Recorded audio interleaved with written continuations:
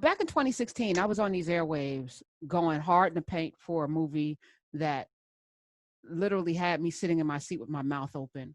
Mm. It was called Birth of a Nation. And for me, I was hoping that it would erase the stain of D.W. Griffith's Mm. demonizing film that they call one of the best films. And I wanted this to replace that. When you heard Birth of a Nation, I wanted it to be this movie.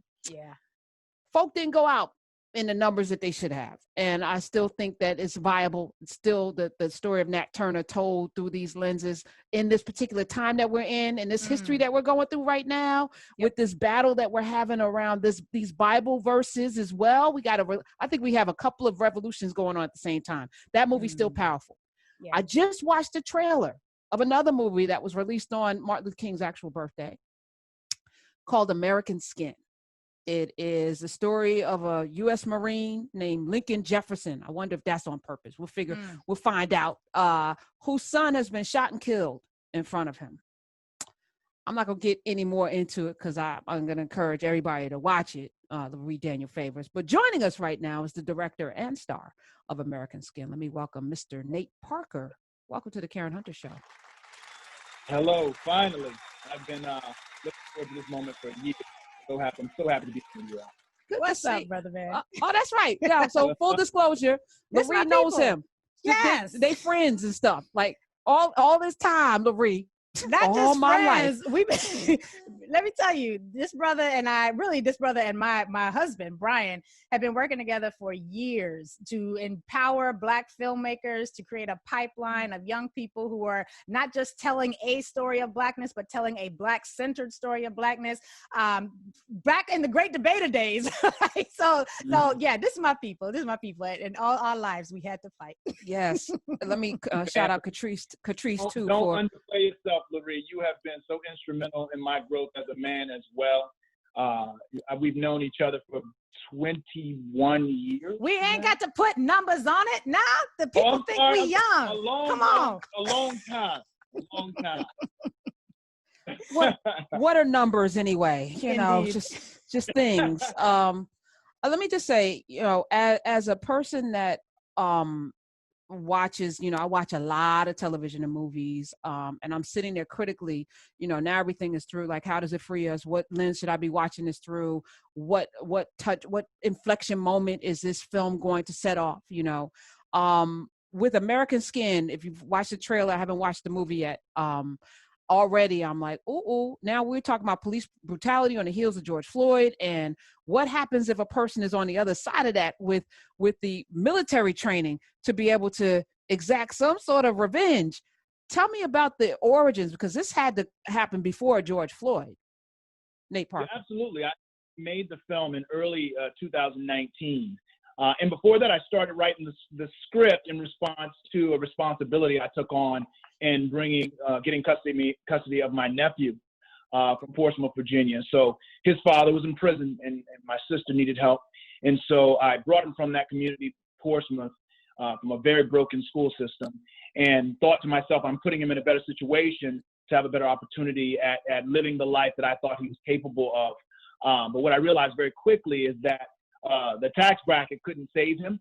I basically took him out of the frying pan and delivered him into the fire, because now he was riding his bike through an affluent neighborhood of people that didn't look like him, going to school hoping that he wouldn't have any type of interaction that he would not find, or would find in a different way, where he came from. And this didn't come to a head until 2013, 2014. He'd been here, he was doing well, and Michael Brown was killed. And we both sat on the couch looking at his bloated body face down in the street. And my nephew turned to me and said, Uncle Nate, what do I do if I get pulled over on my bike? And for all of my empowering films, for all my great debaters and all these things I thought I was doing, I didn't have an answer for my nephew. You know, the first thing I said was, well, I know you're going to be close, so call me. If you call me, I will be there in a flash. Then I said, well, wait, don't reach for your phone. I said, okay, slow down on the bike. Don't stop. Don't slam the brake. Slow down very carefully. Put your feet down first. Put your hands up as soon as you can. And then I want you to make eye contact with the officer so he can see that you're young, see your face, see your baby face, see you're not a threat. He can see your humanity. I want you to make sure you're postured in such a way that he sees that you're not a threat. And I'm looking at him telling him this, and he's looking at me like, what just happened? You know, where's my strong uncle? You know, and I can see that even with my words, I was traumatizing him, and I felt shame because of that, because I felt for all of, you know, the books I'd read, for all the things I knew about our struggle, I didn't have the words to comfort my nephew and letting him know he'd be safe just riding his bike to school. And that gnawed at me, and that was the seed of this think piece I started to write. And that think piece, you know, grew into a short film, grew into a feature-length script that we were able to shoot in early 2019. And it's interesting because you mentioned the George Floyd, and the number one comment that I'm receiving on the film is how timely it is. Mm. And it's interesting because 10 years ago, this film was timely. 20 years ago, it was timely. Today it's timely for sure. And if we're not careful, in 10 years, it'll still be timely. It'll just be inherited by another generation. So tell me about, was Jefferson, I mean, I'm laughing at the name, Lincoln Jefferson. Was that on purpose, Nate Parker? Every frame of this film, every piece of dialogue, and what Lurie has not told you is Brian is my mentor, you know, and I've never given that title to any human being walking. So you best believe when I wrote the script, he was one of the very first, even before I said, I have this idea, what do you think? And he would constantly just workshop creative thought within the context of Pan-Africanism and Black liberation to make sure we were hitting things that upon the second, third, fourth, fifth, sixth, seventh watch, you're still finding things that can speak to your experience as a Black person in this country. So when you ask about Lincoln Jefferson, if you notice those two names that are pushed together is Abraham Lincoln and Thomas Jefferson. And, you know, most often, just like as we come out of this moment of celebrating our hero, Dr. King, we know for a fact that there are certain people that will call up King for their reasons, for their own agendas, for the right reasons, but negate the things he said. And where do we go from here? Negate the things he said in talking about two Americas. And so for this, I wanted to kind of invoke Dr. King, even back then, and putting forth the name Abraham Lincoln in a way that made us think more critically about how we will, even through the trauma, name our children after these people who were not for us in ways that we were taught. You know, they did what they had to do, but you know, what did Dr. King say? No Lincolnian Emancipation Proclamation to bring about the freedom that we need to bring to ourselves with affirming our manhood and womanhood. You know, and Thomas Jefferson, we know how he treated his children. Yet and still, with this damaged relationship, we find ourselves assigning these names and titles that were never meant for us, even to our children. And this young man in particular grew up to do what? To go and fight for the Constitution, for the rights that we cannot even celebrate here as Black people. So I just wanted to taint it with a bit of irony to make us think about and contextualize what that means and what he represents. I'm thinking back to Queen and Slim, right, which is another film that we didn't watch enough, in my opinion. But anyway, that the scene with the cop and you know, there's that struggle, and they're complying the whole time, complying. I don't know what it feels like to see somebody you love get killed in front of you, but I would think something would snap in me. I can't imagine your child that you brought into this world. Talk about that relationship. I don't want to give away anything in the film because I need people to experience it in its purity. But the notion of watching, because that is the nightmare that I think many people listening to us right now have, you know, being pulled over by the cop, getting into a situation, not even for ourselves, because I think the fear comes in watching or having somebody that you can't protect. Like you and your nephew. I can't protect him. Especially when that person is exercising their rights. That is the odd phenomenon of being a Black person in America, is that the rules don't apply in the same way. You know, so I can teach my nephew or my son, or you can teach your son, you know, how he can defend himself. The Constitution protects his right against anyone trying to defend, you know, to take his life, even the police. We're not making this up. This is real. And the people that were involved in that insurrection knew that, you know. But we know that the value and the double standards are so crystal clear yet so vague, so right in front of us yet right behind us, that when we find ourselves in those situations, we don't really know what to do. He's saying, son, put your phone down. Yet he put him in a school surrounded by people who had the privilege that they could teach him that. And then he embodied that as if he was them. So his biggest mistake was thinking that he was American enough to actually exercise his right. You know, it's so funny. I'm reminded of a conversation I had in class with Professor Derek Bell. May he rest in peace and power and love.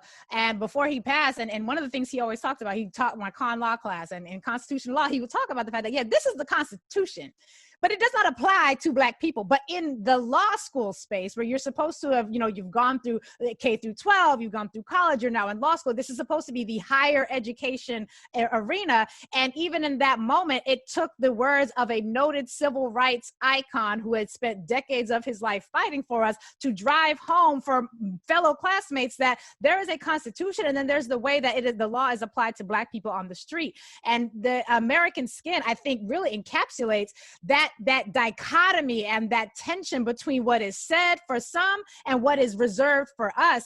And watch it, because we watched it with our son. And Nasir was like, all right, Uncle Nate.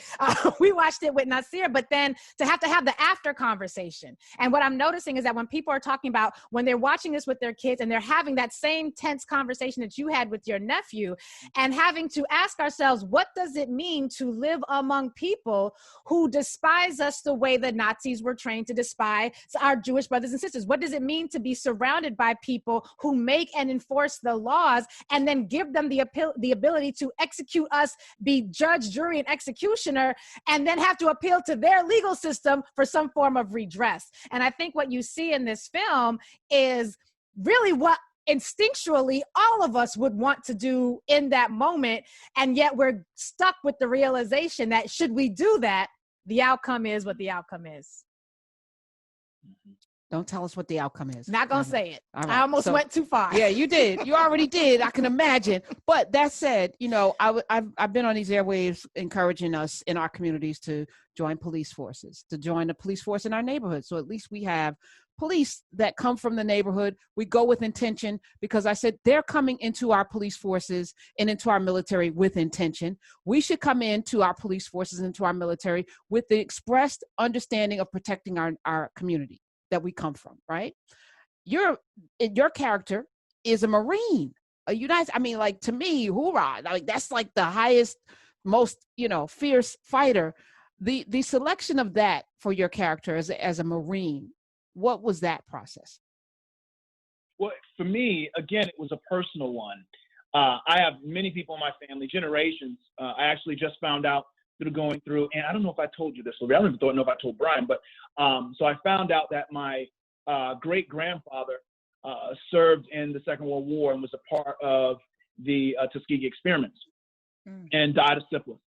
And you know, you get the death certificate. You just go down the rabbit hole, and then you can learn whatever you want. It's really fascinating, the platform. And, you know, knowing that so many people in my family that look like me have given the ultimate sacrifice for a country that, as you say, Lurie, still does not recognize our humanity. It is a part of the broken record that we're living. You know, uncles, aunts, Army, Marines, they're all in my family. They all sign up, as you said, like police officers. I'm signing up to do the right thing for my country, because once I do this, they will know that I'm a patriot. They'll know what my patriotism is real, right? We had military coming in our school with the pull-up bar. I don't know if you guys have that where you, how many pull-ups can you do? And you're walking from class to class, and there is the Army recruiting you out of our school. We don't even have proper textbooks, but there's the Army. Our food, who knows who makes that food? There's the Army. Broken system, but here they are. Come fight for your country. And we've always got in line first, from the Revolutionary War till now. Yet and still, whether it been from the Revolutionary War, we know how that turned out for us, or it been World War II coming back, getting snatched off the boats and getting lynched. That is the broken record of our existence here. So to add on top of the fact that he done what he did everything he was supposed to do, and it did not protect him. He served his country in whatever they asked him to do. I did an interview recently where a brother got on and talked about, he's actually from Queens. He talked about being a Marine and serving 2 terms. And just hearing the pain in his brother's voice talk about his experience when he came back. It just validated the existence of this character. So there are no holes. I tried to write the script in such a way that there's no way you can dismiss the story and say, oh, they're not talking about me. Oh, you know what? I wouldn't have been like that. You know what? I would have been one of the good kind. Everyone's represented in their flaws, you know? So I just wanted to speak to the fact that we are the very people that keep this country safe, and our children are not safe when we return. We're talking with Nate Parker. The film is American Skin, starring him, Omari Hardwick. We got Theo Rossi, who I know from Sons of Anarchy and a whole bunch of other stuff, even Luke Cage, Bo Knapp, Larry Sullivan. The cast is amazing as well. When people leave this film, and I know, Lurie, you've seen it, what do you want? What do you want them to feel or think? Do you think something's going to change or shift in somebody? Well, I don't think that we have a choice. You know, we have to believe it can change. We have to believe that we can be a part of that change. We have to feel compelled with every fiber of who we are to be a part of that change. That's what you powerful sisters are doing. When I listen to you all, you know, to say you're queens, I can't find a better word right now in my mind, but you hit the hard issues. You know, I just listened to you for the last half hour talking politics. Like it's like you're doing the work every day. This film is not, you know, it has leads you more questions than answers. It's not the solution. It's not the magic bullet, but it is where we are right now for now. And I didn't want to let anyone off the hook with any type of narrative that would pacify us, that would for a second allow us to kind of take our eyes off of where we are and then have to be hit with where we are once they open their eyes again. I wanted to put lead in people's shoes. So when they got done watching this film, they'd have to ask themselves some hard questions about how they would contribute to our bondage or our freedom. You've had a phenomenal career, and you know, we see your face and we've seen you in a lot of film, but you know me, I'm more interested in the work part of what you're doing. What is the Nate Parker Foundation? Talk to us about what you're doing there, what you've been doing for the past many, many years, and why that work is so important. Okay, so the Nate Parker Foundation, nateparker.org, is more so than any film I've ever done, is the thing that brings me most pride, because it speaks to what you talked about, Karen, which is change. And I believe wholeheartedly that the change we want to see will be motivated by, will be driven by, and accomplished by the next generation. The young people are on fire right now. You know, I'm 41. I don't got it the same way I used to. I can make a film, I can add to the conversation, but in the same way that the lens of this film was actually curated by 2 young Black filmmakers, I believe so will the revolution be. So when we talk about the Nate Parker Foundation, which empowers youth to allow them to use the cinematic arts to tell their story, which in turn is to tell our story, is an organization that started from me and Brian Favors first, right after Great Debaters, creating a curriculum and going around to alternative schools and really pointing out and cultivating the young, discarded people. You know, we'd go into an alternative school, and I can remember different places we were. You know, specifically, we did New York, did Oakland, and you go to these schools, and when you arrive, they would have police for you to escort you. And you're like, what are they here for? Just trust me, a lot of these kids come from damn. And what we will always say is, if our people are going to fear, we fear our people, we can't help our people. So we send them home on their way. We walk in. Brian would take down his locks. He'd do a spoken word piece. This is what would happen every time. He'd do a spoken word piece, and right after that, I'd come behind him speaking about the film and applying that. And at that time, it was the Great Debaters, and encouraging them, fire and brimstone, on how they could use debate in every area of their lives to tell their story and to change their circumstance. So those trips we used to take, a lot of times on our own dime. We weren't making no money. We were just doing it because we knew it was necessary. we talked and he said, why don't we institutionalize this work? You know, he had his nonprofit. He said, why don't we start a nonprofit to really find a way to kind of crystallize these ideas and concepts we've been able to, you know, put together through these different things we've done, the films that you're doing. So it was really him being a grassroots teacher, educator, high level, you know, person in the community with Lurie, who was dope lawyer, set anyone on fire. It was just a dream team when it came to that connection. And then we started it, and we started it at Wiley College, which is where, you know, home of the great debaters, where my career really started. And we wanted to be an HBCU. We wanted to be unapologetically Black, you know. And so we to date, we're 5 years strong, going into our 6th year. We've had over 130 students come through the program. And what we do is we develop a mentorship program for them that lasts all through their career, but it starts with them coming to a summer institute. They arrive, we give them instruction on, you know, the importance of our experience. One of the things that I think we do that makes us unique, that makes me most proud, is we have really a curriculum of understanding around the trauma that we face as young Black men and young Black women. Because a lot of these, they're anywhere from 17 to 22. So we break them off into their groups. We talk about the importance of relationships between our brothers and sisters. We talk about toxicity in those relationships. We talk about many of the obstacles and traumas that we're dealing with. And then when we bring them back together, you know what they do immediately? They cry. They weep. It's like a mini rites of passage. And then from then on, not only are they ready to like learn about filmmaking, but they understand the importance of celebrating who we are as a people, celebrating the bond we have between each other as people, and all the stories that come out of those institutes are ones that speak to our experience and I think are building blocks toward changing the things that we want to see change in our community. So I'm very, very proud of the Nate Parker Foundation. It's nateparkerfoundation.org. And I mean, I could talk about it for days because I've seen the fruit of that labor. And it's one of those things where I will beg anyone for money. You know, we were able to secure a grant from the Ford Foundation, Kellogg Foundation. I spend, you know, countless hours on calls just reaching out to people saying, if you really want to change the narrative, help me to empower these young brothers and sisters to tell the stories of where they come from. And we're seeing them get jobs all in Hollywood. We're seeing them going to continue their education in Ivy League schools. You know, one of the things I talk about with Brian a lot is institutions. You know, we've learned that you can be the best of the best in their schools. You can get, you know, the master's at, you know, Yale and a doctorate at Harvard and still not be able to, not have the capacity to contribute to your people if you're not understanding how that connects to who you are and your responsibility as a person of African descent.